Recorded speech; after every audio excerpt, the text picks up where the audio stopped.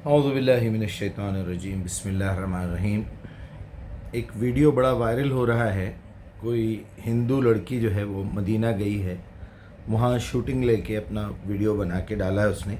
पहले वो थोड़ा सा देख लीजिए, 1 मिनट से कम का है। నేనైతే ఫస్ట్ టైం మదీనాకు వచ్చాను. సో చాలా అంటే చాలా బాగుంది ఈ ప్లేస్ అయితే. అంటే నాన్ ముస్లిమ్స్ అసలు ఎలా చేస్తారో చెయ్యరో అనుకున్నాను, కానీ ఎలా చేశారు. అండ్ నేను లోపలికి మెయిన్ డోర్ లోపలికి అయితే వెళ్ళి ఒక 2 మినిట్స్ కూర్చొని కూల్ వాటర్ ఉంటాయి అవి తాగేసి అయితే వచ్చాను. సో छोटा सा है, आप लोग भी देखे होंगे। इस वीडियो के बारे में मैं क्या बोलूं।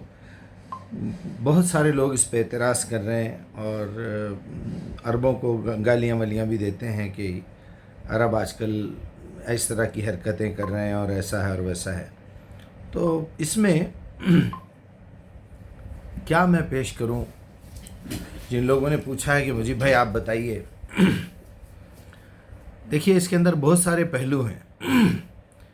सबसे पहला पहलू ये है कि जो शख्स भी इस बात पे एतराज़ कर रहा है उससे ये पूछना चाहिए, क्या आप कभी सऊदी अरब गए?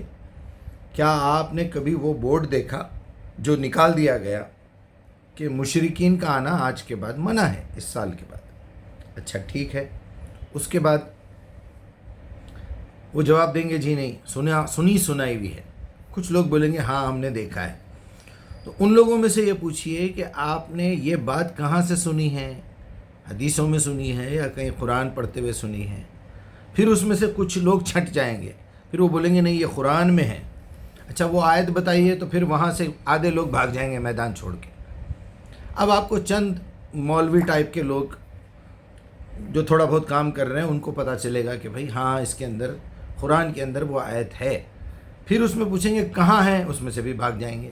वो 2-4 बचेंगे, बोलेंगे भाई वो सूरह तौबा की आयत नंबर 28 है। अच्छा ज़रा पढ़ के सुनाइए। चलो पढ़ के भी सुनाने वालों में से वो जो है भाग जाएंगे। चलिए अब आइए मैं मेन पॉइंट पे आता हूँ। लक़द यहाँ से बात शुरू कीजिए आप। सूरह तौबा की का 4था रुकू पढ़िए। उसमें आयत है या अय्युहल्लज़ीना आमनू इन्नमल मुशरिकूना नजसुन। ये लोग गंदे हैं, ऐ ईमान वालों बेशक ये मुशरिकीन गंदे हैं, यानी उनका ख्याल गंदा है।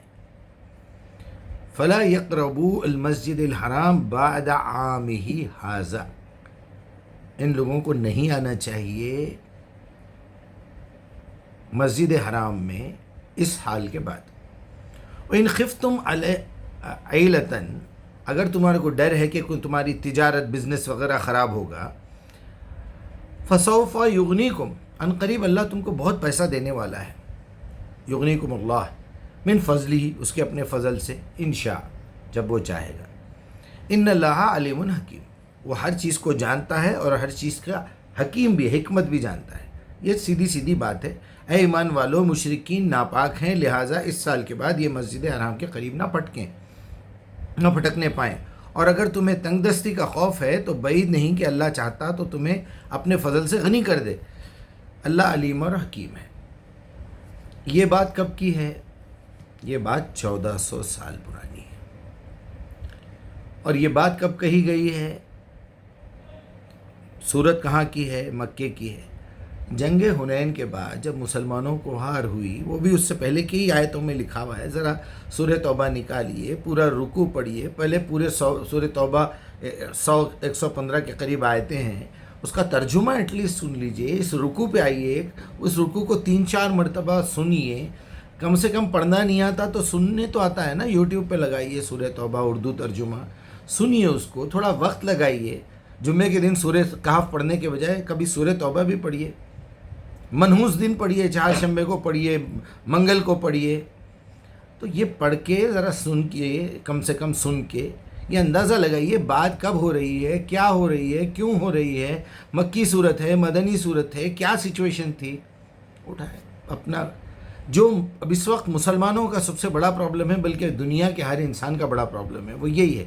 बिना सोचे बिना समझे कोई भी बात बोल देते, बिना सोचे बिना समझे कोई भी पोस्ट कर देते यूट्यूब के ऊपर, या मैसेजों में बिना समझे सोचे डाल देते। ग्रुप बनाते किसी एक काम के लिए, उसके अंदर सारी चीज़ें घुसड़ते जाते। अरे वो अकाउंट्स का ग्रुप है, वो کرکٹ کھیلنے والوں کا گروپ ہے، وہ سنگرز کا گروپ ہے، وہ شاعروں کا گروپ ہے، اس میں دین بھی آ جا رہا ہے، اس میں فقہ بھی آ جا رہی. اچھا، اپنی زندگی کے پورے معاملات سننے کے لیے تیار نہیں ہوتے. بیٹی ناراض ہو کے آ کے گھر میں بیٹھی ہوئی ہے، صرف اس کی شکایت سن لیتے، داماد کی نہیں سنتے. ایک آدمی اپنی بیوی کے خلاف کوئی کارروائی کر رہا ہے، اس کی بات سن لیتے، اس کی بیوی کی بات نہیں سنتے. اکثر نالائق لوگوں میں بیٹھ کے اپنی بیویوں کی برائی کرتے رہتے. اپنی تو سنا دیے تمہاری بیوی کی کون سنے گا؟ طلاق ہو رہے ہیں، خلع ہو رہے ہیں. اللہ سبحانہ و تعالیٰ جو سب سے بڑی ٹریننگ دے رہا ہے قرآن میں، وہ یہی ہے کہ قرآن کو نازل کرنا ایک طریقے سے کیا، الگ اس کی آیتیں تھیں، اس کی ترتیب الگ تھی. پھر جب اس کو مکمل کرنے کے بعد بائنڈنگ کروائی گئی، اکٹھا کیا گیا، تو اچانک سورہ فاتحہ کے بعد سورہ بقرہ آ گیا.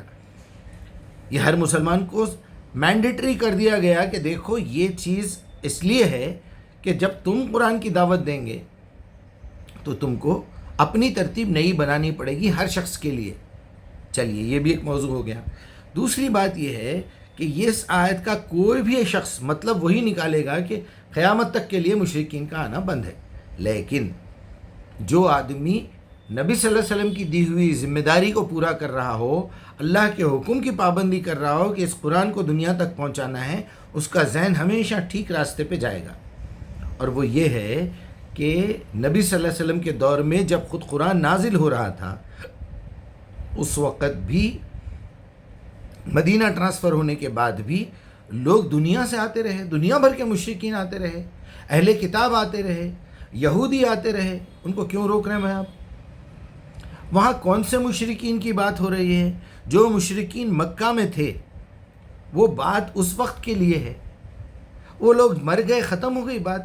تھوڑی سی بھی عقل نہیں ہے ہم لوگوں کو. وہاں اس وقت کے بڑے بڑے تاجر مشرکین، بڑے بڑے بزنس مین، جن سے تھوڑا سا لوگوں کو فائدہ تھا، جہاں سے ریونیو نکلتا تھا، ان کا آنا منع کر دیا گیا. اسی آیت کے اور آپ سلسلے میں آگے جائیے تو ان کو قتل کر دو کا بھی حکم ہے کہ یہ لوگ روکتے رہے مسلمانوں کو، اسلام کے دشمن رہے. آپ اٹھا کے اس کو انٹرنیشنل قانون بنا دیے. یعنی عقل نام کو نہیں ہے. اچھا، اس کے بعد کس نے یہ بورڈ اس وقت لگایا؟ نبی صلی اللہ علیہ وسلم کے دور میں وہ سگنلز تو نہیں تھے، وہ کھمبے لگے ہوئے نہیں تھے، اور وہاں پر اس طرح کی بورڈ، وہ پرنٹنگ، وہ سارا کچھ تو نہیں تھا. کوئی نہ کوئی تو حال کے 100 سال 200 سال کے اندر لگائے ہوں گے نا. اس سے پہلے کہاں تھا قانون آپ کا؟ کون روکتے تھے مشرکوں کو آنے سے؟ 100-150 سال تک الگ الگ قبیلے کے لوگ 200 سال تک، 300 سال تک حکومت کرتے رہے. کعبے کے ایریا میں لوگوں کا قتل ہوتا رہا، گولیاں چلی، تلواریں چلی. کیا ہوا؟ کچھ معلوم ہے ہسٹری؟ ارے کچھ نہیں معلوم ہوگا، کم سے کم اپنی عقل استعمال کرو. اپنی عقل بھی نہیں استعمال کر سکتے، ایک 2 رکعت نماز پڑھو. 2 رکعت نماز بھی نہیں پڑھ سکتے، ایک خالی سجدہ کرو، وہ بھی ایکسٹرا کرنا دل نہیں بول رہا. تو کوئی تو نماز زندگی میں پڑھتے ہوں گے، عید کی، جمعے کی، کوئی بھی ایک نماز. اس میں اہدنا صراط المستقیم بولتے وقت یہ پوچھو اپنے رب سے کہ میں کعبے کے اندر آنے والے مشرکین کے بارے میں ایک تھیوری باہر سے لے کے انٹر کر رہا ہوں، سیو کر رہا ہوں، کروں یا نہیں کروں، بات صحیح ہے یا غلط ہے؟ آپ کو پتہ چل جائے گا. اللہ اکبر. میں کیا کہوں آپ سے، یہ بالکل اوپن رکھنا چاہیے. لوگوں کو مکہ آنا چاہیے، مدینہ آنا چاہیے. ابھی مسلمانوں کے لیے خود پابندی ہو گئی ہے. آپ 2 بار حج نہیں کر سکتے، آپ عمرہ نہیں جا سکتے، آپ سعودی عرب میں رہ کے انٹری نہیں کر سکتے. کیا کریں گے آپ؟ قانون ہے، بنانا پڑتا. جگہ اتنی نہیں ہے، اتنے فیسلٹیز نہیں ہے کہ ایک وقت میں یہ جو ہے ان بکروں کے مجموعوں کو جو ہے وہ کرنا ہے. آپ بتائیے پورے حج کے 40-50 لاکھ لوگوں میں سے 40-50 آدمی نکال کے بتائیے جو حج کا اصل مقصد جانتے ہیں. 40-50 آدمی، صرف لاکھ ہیں وہاں پر. وہ صرف اور صرف ثواب کے لیے جا رہے ہیں، دکھاوے کے لیے جا رہے ہیں، حاجی کہلوانے کے لیے جا رہے ہیں. اپنے گناہوں سے شرمندہ ہے. ایک بار جا کے نہا کے آ گیا وہاں پر تو میرے پورے گناہ معاف ہو جاتے. یہ دماغ میں بٹھا دیا گیا ہے. آپ کسی کے پیسے کھا کے جا رہے ہیں، جانے سے پہلے میسیجاں کر دے رہے ہیں. اس سے پہلے میں کیا پریشانی میں تھا، میں کیا تکلیف میں تھا، کسی کو نہیں معلوم.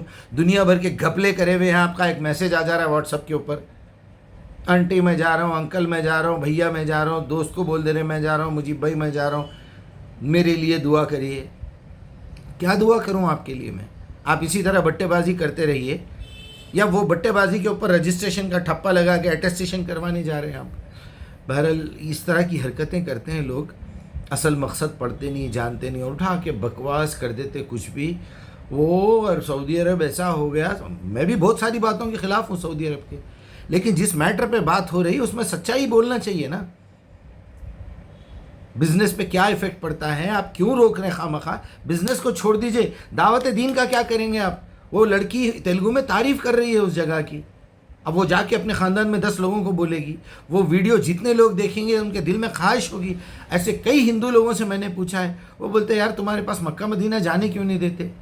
ہم معمولی درگاہ کے اوپر جا کے سکون محسوس کرتے. ہم تمہارے مکہ کو بھی جانا چاہ رہے ہیں، مدینہ کو بھی جانا چاہ رہے ہیں. میں بولا مکہ بھی تمہارا بھی ہے، مدینہ بھی جو ہے وہ تم لوگوں کا بھی ہے، اللہ بھی تمہارا ہے، رسول بھی تمہارا بھی ہے. تم مانو تو صحیح. وہ ماننے کے لیے دروازہ تو کھولو، آنے تو دو اس کو. کم از کم پابندیاں لگاؤ. آپ کے کھانے پینے کی چیز اندر نہیں لا سکتے، آپ کسی گارڈن میں آپ ٹفن نہیں لے جا سکتے. مکے میں کیوں نہیں لے جا رہے بھائی؟ آپ جب تک آن لائن رجسٹریشن نہیں کرے آپ حرم کے اندر داخل نہیں ہو سکتے. اب قانون نیا آ گیا نا 5-6 سال سے. ایسا کیجئے، مشرکین کو بولیے، وہاں ٹریننگ دیجئے، وہاں ان کے لیے کلاسز قائم کریے، باہر ان کے لیے ایک ہال بنائیے، وہاں پر ہر زبان کے اندر بیان کرنے والے لوگوں کو اپوائنٹ کریے. یہ ہوگا، آئندہ جا کے ہوگا. گوری چڈیوں میں پھر رہی، گوری سگریٹ سلگا رہی تھی، گوری کیمرے کی شوٹنگ سے آپ کو کیا تکلیف ہے؟ امام مکہ جو کیمرے میں نماز پڑھا رہے ہیں اس کیمرے سے آپ کو تکلیف نہیں ہے، اس اکوپمنٹ سے تکلیف نہیں ہے جو یہودیاں بنا کے دی آپ کو، اس ایئر کنڈیشن سے پرابلم نہیں ہے، اس لائٹنگ سے پرابلم نہیں ہے، اس انٹرنیٹ کے سسٹم سے پرابلم نہیں ہے، وہ گھڑی سے پرابلم نہیں ہے آپ کو جو ٹاور پہ لگی ہوئی ہے. یہ کہاں کی جہالت ہے یار؟ یہ لاکس ڈال کے بیٹھے ہوئے ہیں. کچھ لاک خود ڈالے ہوئے ہیں، کچھ لاک تمہارے باپ دادا ڈالے ہوئے ہیں، کچھ لاکس تمہارے مولوی ڈالے ہوئے ہیں. اور جو بڑے پرانے ڈال کے گئے ہوئے ہیں 500-600 سال 1000 سال سے، وہ تو پرانے تالے بڑے بڑے پڑے ہوئے ہیں. ایک کھولو دوسرا نظر آتا، دوسرا کھولو تیسرا نظر آتا. اللہ رحم کرے بس.